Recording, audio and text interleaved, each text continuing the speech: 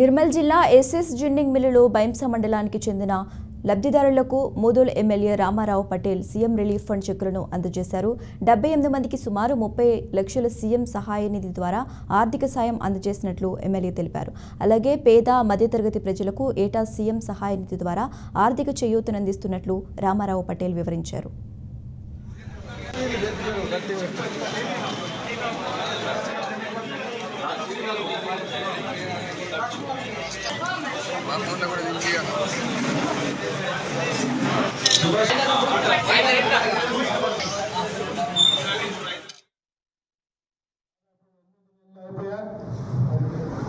వచ్చిన తర్వాత కళ్యాణ లక్ష్మి చెట్లు ఇప్పుడు అన్న నారాయణ రెడ్డి గారు అన్నట్ల 800 చెట్లు అయితే టైం ఏ నాయకుడు నా 10 సంవత్సరాలు ఎమ్మెల్యే ఉన్న నా నాయకుడు చెట్లు పెంచండి నేను గుండె మీద పెట్టి చెప్తుండని నాయకుడికి చెప్తున్నాను.